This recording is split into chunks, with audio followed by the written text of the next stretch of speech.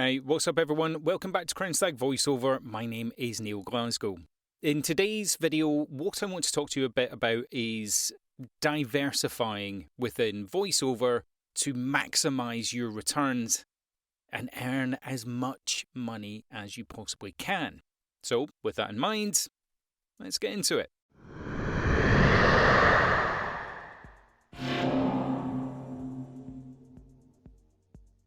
Okay, so contrary to what I tried to promise a few weeks ago, I haven't managed to get as many videos out as I wanted to. I have just been very busy, which is why I wanted to make this particular video.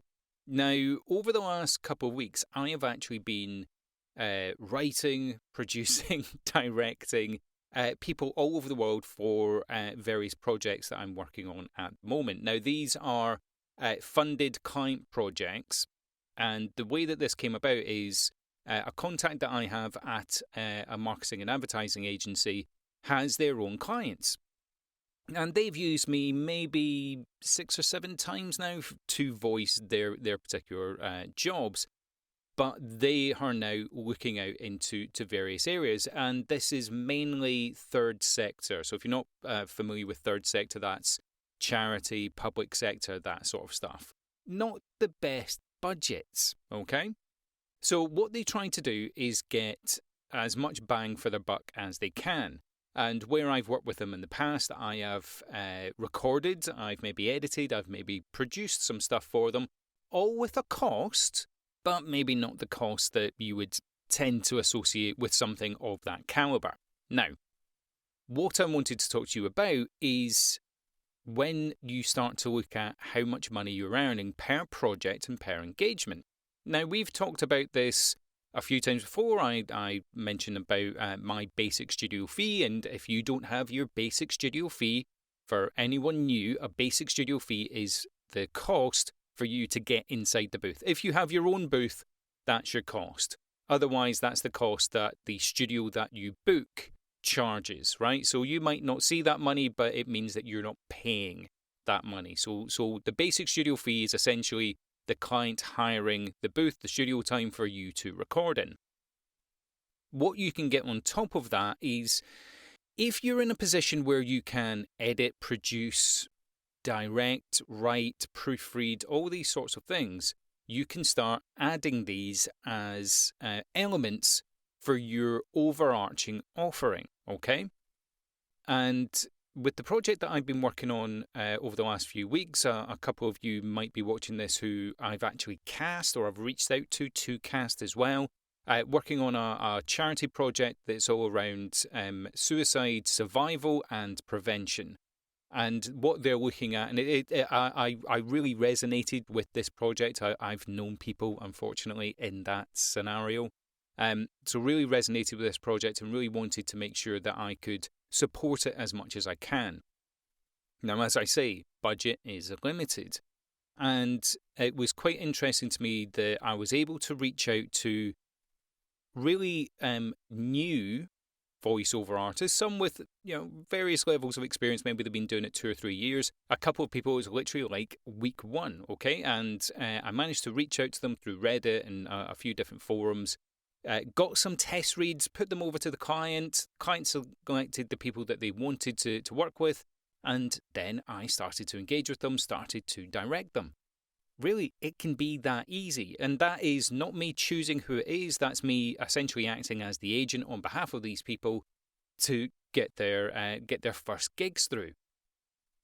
And the interesting thing that came out to me was the amount of money that was on offer wasn't spectacular by any means. And I had a couple of people come back to me saying, oh no, like I wouldn't do that project for less than £500 or £600. I even had someone come back and say they wanted $1,000 for it.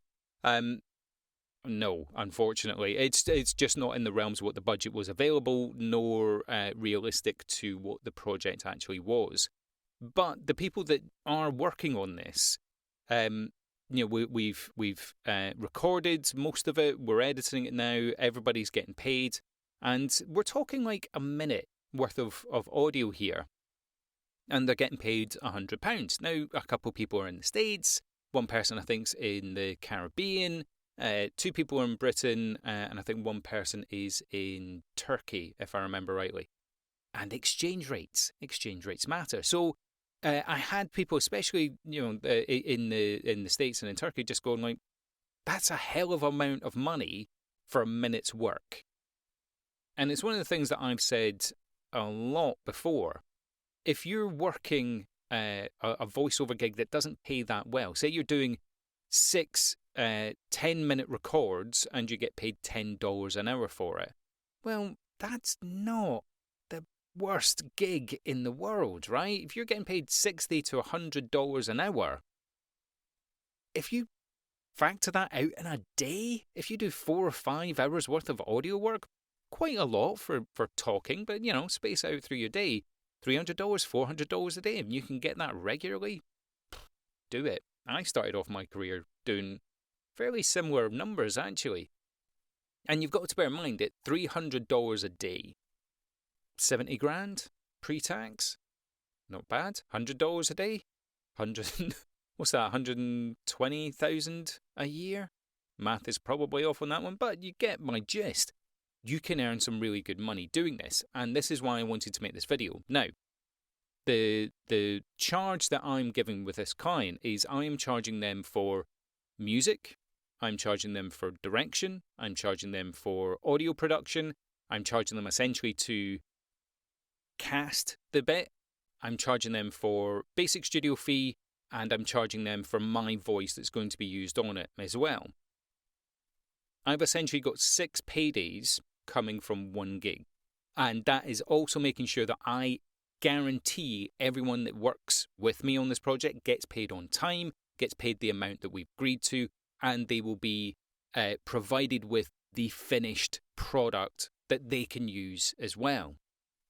And that's a really important message that I want to get across. It's about diversifying, right? If you can make your money just jumping in the booth and doing your auditions on the pay-to-play platforms or whatever it is that you're doing, fill your boots, right? Go ahead and do that. And I've been able to do that quite successfully for the last few years.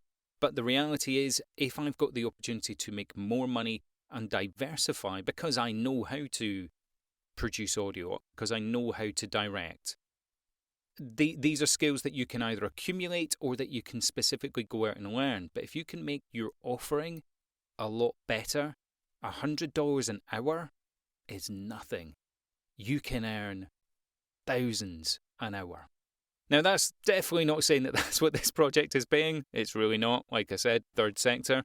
But I do have clients, big clients, that I do this for maybe 3 or 4 projects a year. And we're into the double digits of thousands that I get paid. And I can do that. I am encouraging you to do that. Whatever it is.